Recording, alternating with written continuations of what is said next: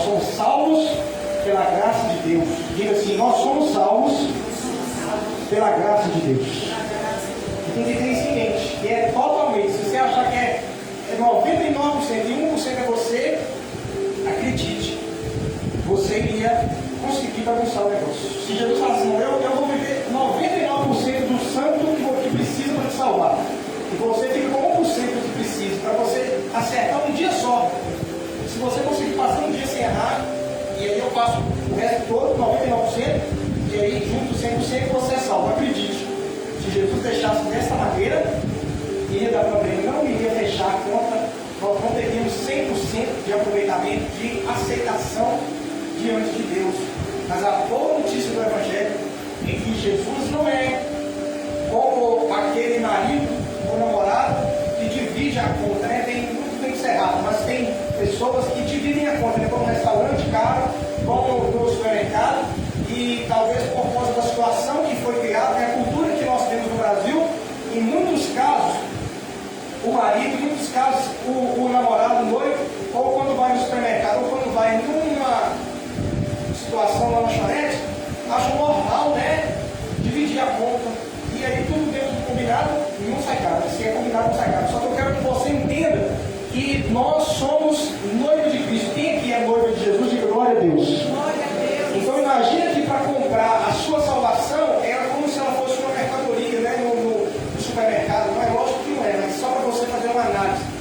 Jesus, ele não é do tipo que divide a conta. Jesus não é do tipo que aceita dividir a comanda, dividir a conta ali na lanchonete. Jesus, ele é o tipo do cavaleiro que ele paga a conta. E o mais interessante é que a conta já está paga. Então, todas as vezes que você lembrar de muitas das bênçãos de Deus, e a principal delas, nós sabemos que é a salvação eterna, que é você ir para o inferno, não vai mais. Você sempre lembre que você recebeu essa bênção por meio de um Jesus que não dividiu a conta. Diga comigo assim: Jesus não dividiu a conta. Nesse sentido, nesse contexto, nessa ilustração que eu estou fazendo, no sentido de te salvar, no sentido de te comprar para Deus, no sentido de trazer você para a posição de filho de Deus. Ele faz o convite, quando você vai, você recebe a bênção completa. Você recebe a bênção sem pagar, sem se esforçar, sem ajudar, sem cooperar com Deus. A Bíblia diz que se você crer de coração e confessar com a boca, crendo que Deus o ressuscitou dos mortos, você e eu somos salvos, somos livres da condenação, e a partir desse momento você passa a estar em Cristo. E a Bíblia diz que nenhuma condenação há para os que estão em Cristo. E a pergunta é: por que nenhuma? Porque ele não dividiu a conta. A conta foi paga por inteiro. A conta foi paga por completo. A conta foi paga entregando não um valor barato. Não é que a conta era barata e falou: não, deixa comigo que a conta é barata, eu pago. Depois, quando for uma conta cara, não. A conta foi caríssima. A conta foi a vida dele. A conta foi cada gota do seu sangue sendo derramado na cruz do Calvário. E a ciência diz que quando uma pessoa perde muito sangue, não sei se você sabe, mas o ser humano ele é composto de 70% de água. Diga comigo assim: 70% de água. Então o ser humano, essa água está dentro de nós, está um pouco no sangue, está nos ossos, está nos órgãos, está dentro de nós a água, 70% é água. E quando Jesus estava na cruz, ele recebeu furos na cabeça por causa da coroa de espinhos, produziu furos na cabeça, ele recebeu furos nas mãos e ele recebeu furos nos pés. Mas antes de receber todos esses furos, ele já tinha sido chicoteado por várias vezes. No mínimo 80, se não me engano, 81 vezes. Eles têm lá um cálculo lá que eles fazem, e tem um número de chicotadas que dão para cada crime. Como Jesus ele cometeu o crime de pena capital, ele recebeu a pena máxima. Então, antes ele receber o prego nas mãos, ele recebeu as chibatadas. E essas chibatadas, elas tinham o poder de ferir a carne de maneira que derramava sangue. As costas de Jesus, elas ficaram completamente feridas, no sentido de abrir a pele para que o sangue dele fosse completamente derramado. Então, quando o sangue ele procura um lugar para não sair, para poupar a vida da pessoa, porque o nosso corpo ele é desenvolvido por Deus com a capacidade de nos poupar, de quando você está perdendo sangue, o sangue tenta escapulir para um lugar de onde ele não vai sair. Então, quando o sangue de Jesus começou a viu que estava saindo todo pela região das costas, pela região assim, do peito, que estava ferida pelas chicotadas, o sangue começou a ir para a cabeça, que é um lugar de onde ele não poderia sair. Só que na cabeça ele já estava ferido, ou seja, já estava aberto os buracos onde o sangue teria que sair. Ou seja, Jesus não derramou o sangue dele por você por acidente. Ele estava lá e do nada o sangue pegaram ele, não. Ele já foi programado. Porque quando o sangue tem que sair do pescoço para baixo, ele percebe que a pessoa, o corpo percebe que a pessoa vai morrer, o corpo humano já leva o sangue para a cabeça. Só que Jesus, sabendo disso, ele já providenciou para que na cabeça dele já estivesse também com os furos da coroa de espinhos. Então entenda, Jesus não morreu por você por acidente. Jesus não morreu por você assim, ele estava lá, de repente pegaram ele e ele morreu, não. Ele sabia o que estava acontecendo, ele sabia o que ia acontecer, ele sabia o que poderia acontecer comigo e com você se ele não derramasse cada gota do sangue, e ele foi voluntariamente. A Bíblia diz que como ovelha muda, ele foi ao matadouro disposto a entregar cada gota do seu sangue para que nos nossos pecados nós pudéssemos descansar de que o perdão estava liberado. E quando ele já estava com muito sangue derramado, a Bíblia diz que Deus permitiu que ele fosse ferido do seu lado esquerdo, né? Aliás, do lado direito. A lança vem do lado direito. Imagina que uma pessoa está numa cruz, aqui, ó, está aqui na cruz. E uma pessoa vem do lado direito e enfia uma lança assim, do lado direito. Ela fura o lado direito e vai lá no lado esquerdo, que é onde está o nosso coração. E quando ele enfiou a lança do lado direito de Jesus até parar do lado esquerdo, que é onde estava o coração, a Bíblia diz que saiu sangue. Só que chegou um momento em que começou a sair água também. Diga assim para mim, por que, pastor? Porque quando acaba o sangue, o corpo então começa a liberar a água. Quando o corpo humano fala assim, está saindo a água, é porque ele está dizendo, já não tem mais sangue nas veias, já não tem mais sangue na cabeça, já não tem mais sangue nos pés, já não tem mais sangue nos órgãos internos, já não tem mais sangue em nenhuma parte do coração. Porque a água que sai é um sinal de que não tem mais sangue. Então, se você tem algum pecado, alguma área da sua vida que você pensa que Jesus não pode perdoar, o sangue que saiu e a água logo após é uma resposta de Deus para você dizendo, eu dei o meu melhor. Eu não deixei uma gota de sangue para trás. Eu não deixei uma gota de sangue sem derramar. Para que você não tivesse dúvida de que o meu perdão é completo, de que o meu perdão é perfeito, de que o meu perdão ele pode perdoar todos os seus pecados, de que você não precisa ficar em condenação, de que você não precisa pensar que você precisa me ajudar a te salvar. Jesus disse, eu vim buscar e salvar o que se havia perdido. Então, às vezes, o diabo, sabendo que muitos cristãos não sabem disso, ele lança na mente deles condenação. E ele pensa, nossa, esse pecado não. Mas a verdade de Deus é que nenhuma condenação há para os que estão em Cristo Jesus. Talvez se tivesse ficado ali uns 10% de sangue para dentro, o versículo seria diferente. Talvez o versículo seria assim, portanto não há quase nenhuma condenação para os que estão em Cristo Jesus. Por que quase? Por causa daquele pouco de sangue que ficou para dentro. Mas quando a água jorrou, Deus estava dando um testemunho para mim e para você, de que Ele pode dizer em alto e bom som que absolutamente nenhuma condenação há para os que estão em Cristo Jesus. Quando Ele diz em Mateus 11, 28, vinde a mim todos que estáis cansados e sobrecarregados. Talvez se o sangue tivesse sido, talvez se Ele não tivesse recebido a lança naquele último momento, Ele diria assim, vinde a mim, a maioria, vinde a mim, que enquanto tiver espaço, vem. Quando fechar o espaço, não vem mais. Então ele diz, vinde a mim, todos. Porque ele sabia que quando ele entregou a vida inteira, quando ele entregou o sangue todo, ele poderia reclamar diante de Deus pela vida de cada ser humano que quisesse vir a ele. Eu não estou dizendo que todo mundo é salvo, mas Jesus fez um convite para todo mundo. Eu não estou dizendo que todo mundo vai para o céu, mas eu estou dizendo que Jesus disse, vinde a mim, todos. Infelizmente não são todos que vão.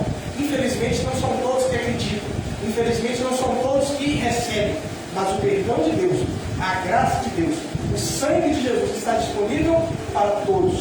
O sangue de Jesus está disponível para todo aquele que crê. E um sinal de uma pessoa que crê é que ela toma posse dessa bênção e confessa com a boca. Por quê? Porque ela creu de coração e ela confessa com a boca. E se isso tivesse sido de maneira sincera, a Bíblia diz que Deus sela a pessoa com o Espírito Santo. E a presença do Espírito Santo na vida dessa pessoa tem alguns sinais. Pastor, como que eu sei se eu sou de Deus ou não? Porque tem aí todos, se eu fui sincero ou não, se Deus me recebeu ou não. É fácil. Quando a pessoa que é salva, ela recebe o Espírito Santo.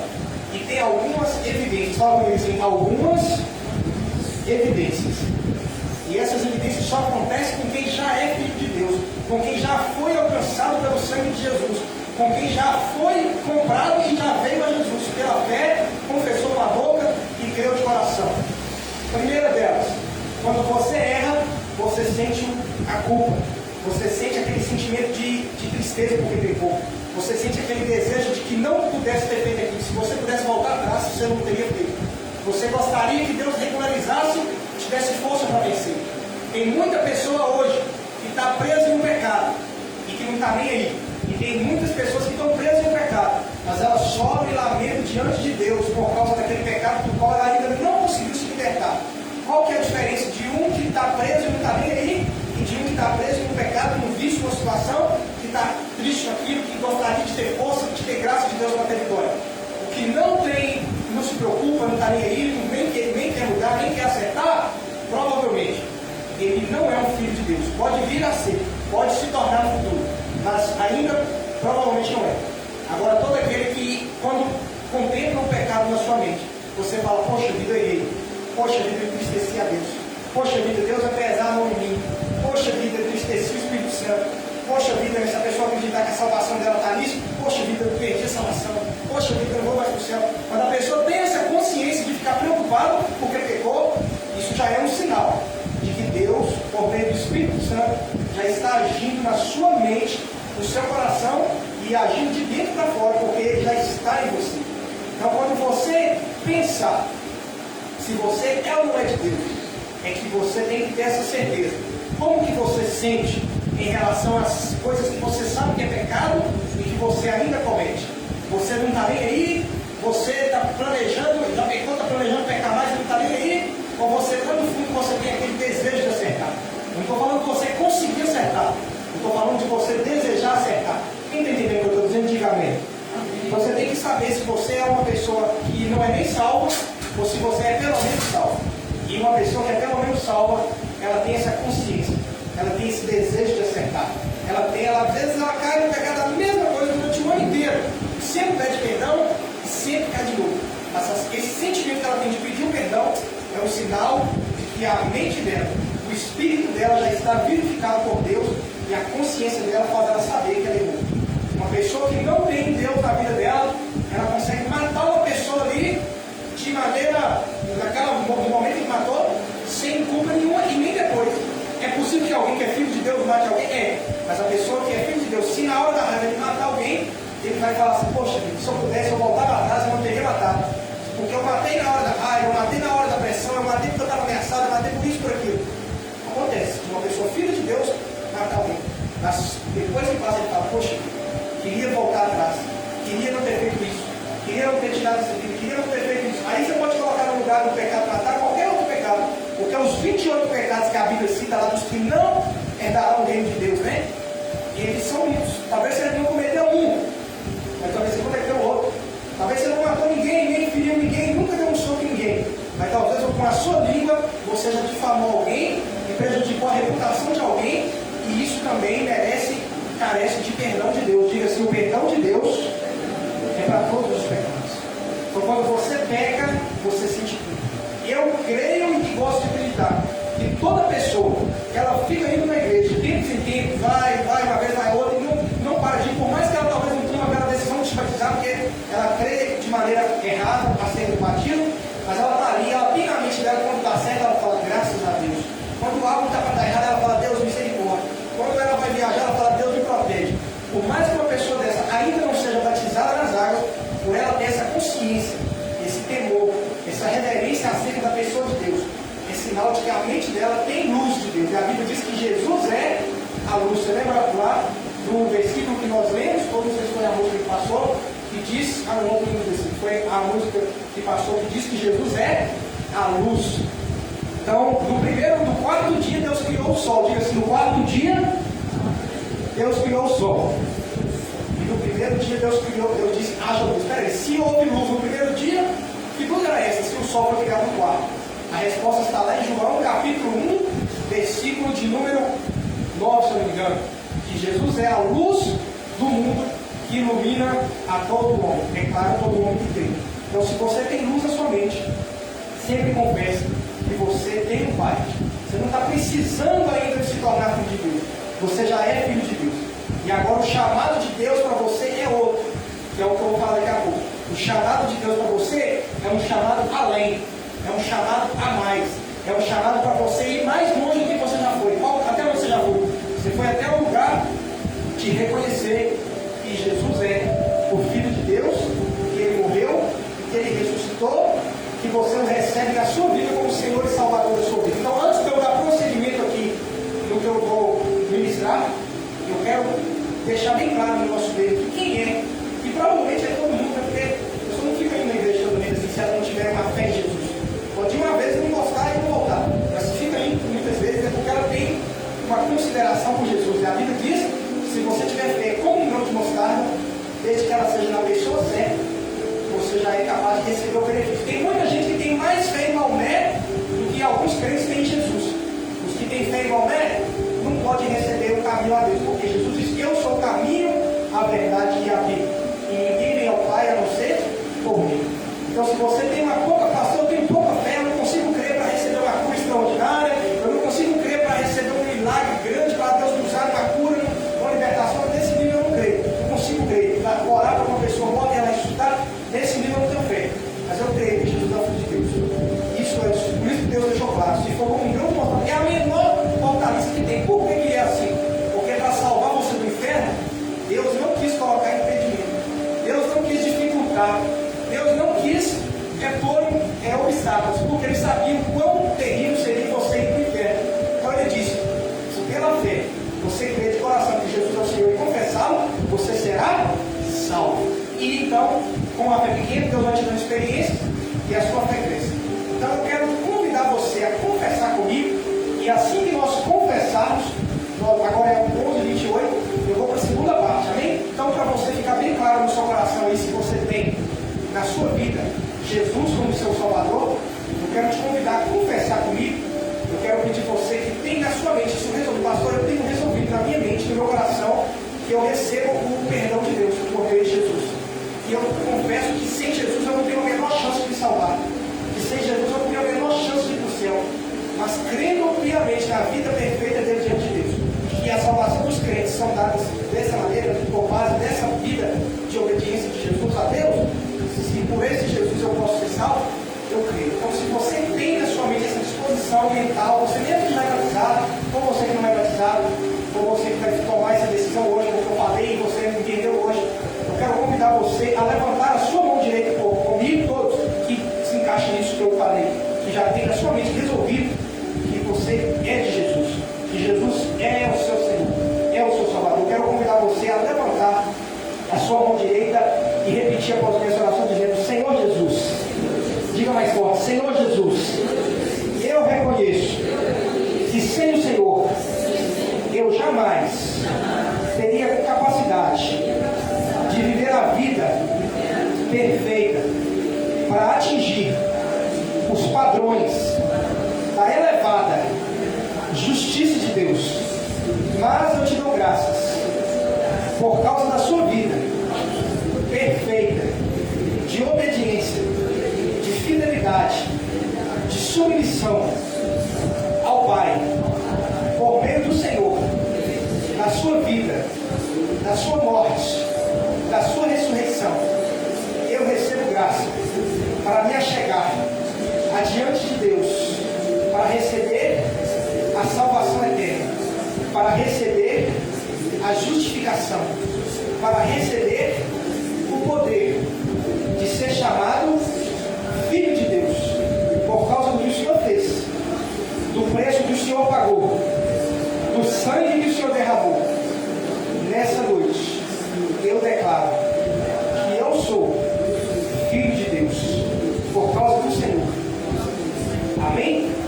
Então você tem que ter isso em mente, ficar assim resolvido. Pastor, eu sou de Deus ou não? Só você se de Jesus está no seu coração. Ele tem um lugar. Estou falando se você tem uma fé enorme, porque a Bíblia diz que se tiver isso é como um grão de mostarda. Só que agora vem a segunda parte. Agora vem o segundo chamado de Jesus para quem já veio, para quem já aceitou, para quem já confessou. Jesus, ele tem um propósito para a sua vida. Diga assim, Jesus tem propósito para a minha vida.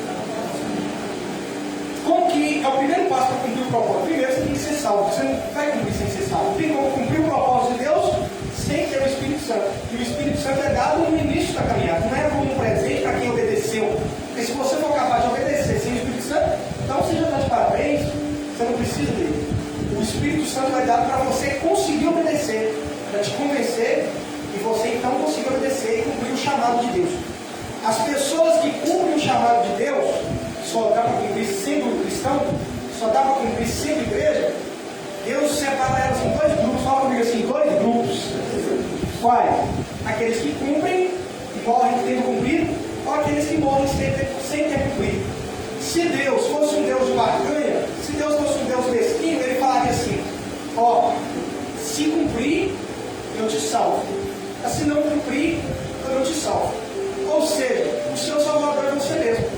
Se Deus disser que você, quando cumpre o chamado, você é salvo, e quando você não cumpre, você não é salvo, o que ele estaria dizendo? Olha, Jesus veio para te dar uma grande ajuda, veio para pagar uma boa parte da conta, mas o restante da conta você paga quando você cumpre o seu chamado. Só que a verdade de Deus é que não é assim que funciona. Diga assim, glória a Deus. Você tem que ter em mente que cumprir o seu chamado não é algo que determina se você é salvo ou não. Você é salvo porque Jesus pagou o preço, porque ele cumpriu o chamado dele, você está nele, você é salvo. Mas Deus também não poderia deixar a pessoa que cumpre o chamado sem receber algo especial, porque Deus é justo. Fala comigo assim, Deus é justo. Você já pensou? Nós todos aqui aceitamos Jesus, mas 10 de nós cumprimos todo o nosso chamado, aceitamos as renúncias, aceitamos padecer em algumas situações, aceitamos alguns desconfortos para cumprir o chamado. Aí no final todo mundo recebe a mesma coisa, a salvação igual, eternamente, sem nenhuma diferença. Ia ficar uma coisa ingrata. Senhor, alguém concorda comigo? Diga eu. Então Deus não é injusto. Ao mesmo tempo que ele é gracioso e justo para salvar todo aquele que crê em Jesus, ele não é injusto para dar para todos os cristãos a mesma coisa, visto que uns cumprem o chamado e outros não cumprem. Então, qual que é a maneira que Deus resolveu organizar essa coisa? Ele diz assim: todos que vêm a mim, as minhas ovelhas vêm a mim, eu lhes dou a vida eterna, jamais perecerão. Ou seja, salvou, ele não te faz uma barganha dizendo, vem, cumpre o chamado, e aí você fica naquela, eu vou cumprir o chamado para você salvo. Deus deixa você desobrigado disso. Deus deixa você desobrigado de cumprir o seu chamado para quê? Para saber se para que você mesmo veja e fique manifesto que você ama a Deus. Porque quem ama a Deus não diz assim, já que fui salvo, então não deixe o chamado para lá, deixa esse pecado na minha vida para lá mesmo, estou aí, fui salvo, vou pecar à vontade, vou viver a minha vida porque eu fui salvo pela graça. Uma pessoa, quando ela tem esse pensamento, provavelmente, em muitos dos casos, ela nem foi salva mesmo. Mas o que acontece na vida de muitas pessoas, que é o que Deus quer, é que elas meditam na bondade de Deus, elas meditam na graça de Deus, elas têm consciência de onde elas iam sem a graça de Deus, elas falam, poxa, eu fui salvo, ele me perdoou, ele me salvou sem perguntar se eu ia cumprir o chamado. Esse Deus merece o meu respeito, esse Deus merece a minha reverência, esse Deus merece o meu temor. Porque se ele fosse um Deus que falava assim, se você errar, você não vai, se você acertar, você vai. Nós teríamos medo, mas quando Deus tira fora esse medo e diz, vocês jamais perecerão, ele deixa você com temor, porque já não é mais o medo do inferno, agora é o temor e a gratidão que você tem a Deus por causa do que ele fez por você. E aqueles que cumprem o chamado, aqueles que fazem a vontade do Pai que está no céu, eles têm uma recompensa. Fala comigo assim, uma recompensa. Você tem que desejar essa recompensa, porque quando você despreza ela, você vai dizer assim, nossa, Deus tem preparado essa recompensa para mim, para me dar se eu for obediente. Então quer dizer que eu não estou nem aí com Deus. Deus quer que você se importe, Deus quer que você tenha zelo, Deus quer que você deseje acertar, não para ser salvo, mas por gratidão a Ele, por Ele já ter te salvado. Quem está entendendo, diga glória a Deus. E qual é, pastor, o galardão de quem vai obedecer a Deus e cumprir o chamado? O galardão de Deus é que durante um período de 1000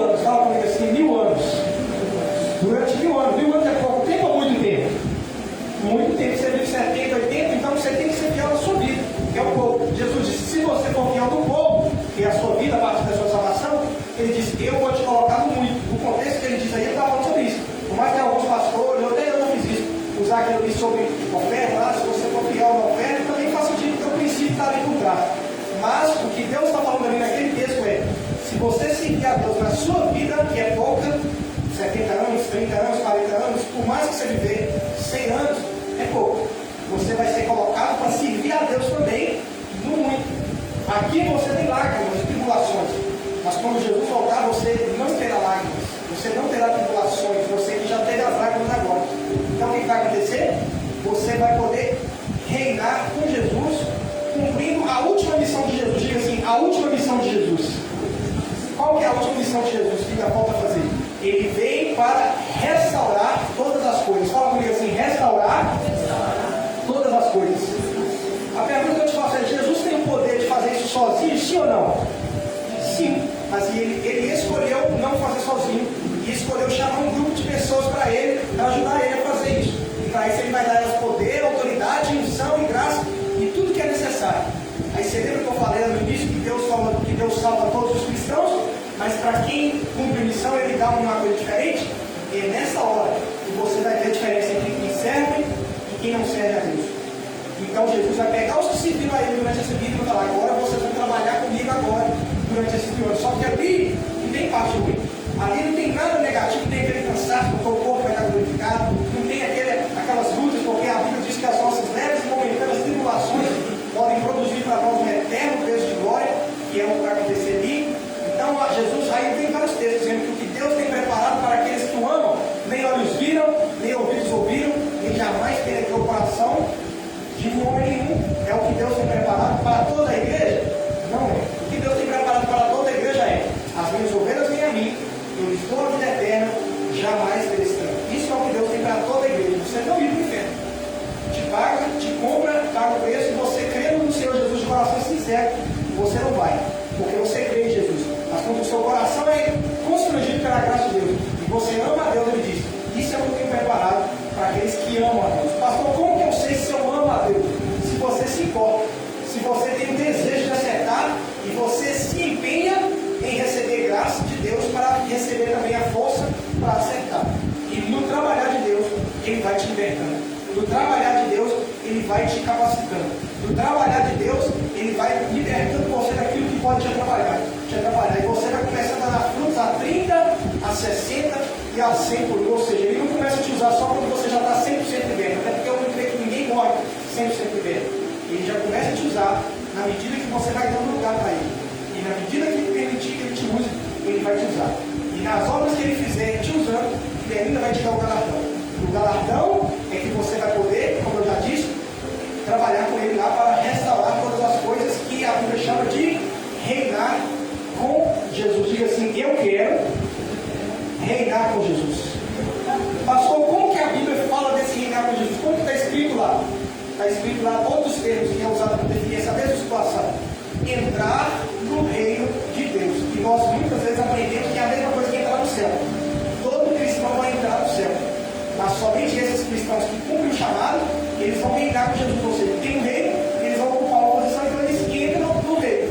Reina com Jesus. Quem está entendendo, diga amém. Outro termo que está na Bíblia: herdar o reino. Então, herdar o reino não é a mesma coisa que ir para o céu. Todo aquele que for de Jesus vai para o céu. Mas nem todo aquele que é de Jesus vai herdar o reino. Por quê? Porque herdar o reino é isso. É você poder participar com ele desse reino, que é reinar com antes. Então, se você reinar com Jesus agora, você vai reinar com Jesus. Reinar sobre o quê? Reinar sobre a preguiça de orar, de ler a Bíblia, de vir à igreja. Reinar sobre aquele pecado que te domina. E você, por meio da graça de Deus, orando e pedindo o socorro de Deus, você tem força para reinar sobre aquele pecado. Mas Deus só dá a graça para reinar sobre o pecado para quem pede graça, para quem pede socorro, para quem pede ajuda. Então você é convidado por Deus a não aceitar na sua vida nem o pecado, a não aceitar na sua vida a esterilidade. O que é a esterilidade? É você não ter nada para apresentar para Deus. É você chegar lá no reino, no céu, levando o reino do céu, no céu, sozinho, sem ninguém ter sido salvo através da sua vida, sem ninguém ter sido alcançado através da sua vida aqui na terra. Então você é chamado para dar fruto. Jesus diz: eu vos escolhi para que deis fruto, e o vosso fruto permaneça. Aí tem gente que pega isso aí e fala: tá vendo? Jesus escolheu quem vai para o céu. Não, ele não falou quem é que vai para o céu. Ele diz: eu escolhi para que você dê fruto. Você só pode dar fruto depois que você é salvo. Então os seus frutos vão te dar galardão. Pastor, como que eu faço? Você precisa primeiro entender a diferença de que você é salvo pela graça de Deus e você não tem como Deus Filho, ela não pode ser melhorada, porque ela foi alcançada de maneira perfeita pelo sangue de Jesus. Mas você também é chamado para ser um servo de Deus. Filho de Deus você já é. Quem aqui é filho de Deus, diga glória a Deus. Glória a Deus. Mas por cumprir a sua missão aqui na terra, o título que te dá é servo de Deus. E aí você pode ser um servo bom e fiel, ou você pode ser um servo ruim. Você pode ser um servo que não prestou um bom serviço. Se você prestar um bom serviço, Deus vai te recompensar. Deus vai te abençoar. Deus vai te livrar do mal. Deus vai te dar bênçãos que Ele não dá para a igreja inteira. Deus vai fazer por você coisas que Ele não faz com todo mundo. Por quê? Para que você veja a diferença. Para que você entenda que valeu a pena ser fiel. Que você entenda que valeu a pena você gastar a sua vida não correndo atrás apenas dos seus próprios sonhos, mas correndo atrás de viver os sonhos que Deus tem para a sua vida. E você vai então se deleitar no Senhor. E a Bíblia diz que aquele que se deleita no Senhor, o Senhor realizará os desejos do seu coração. Então não é que você vai servir a Deus, vai viver frustrado. Ah, tá bom, a minha vida é um sacrifício, uma luta, eu vou sofrer aqui, mas quando Jesus voltar, eu vou reinar e vou ser feliz. Não. Quando você procura no seu coração servir Jesus, Ele vai lá e realiza os desejos do seu coração.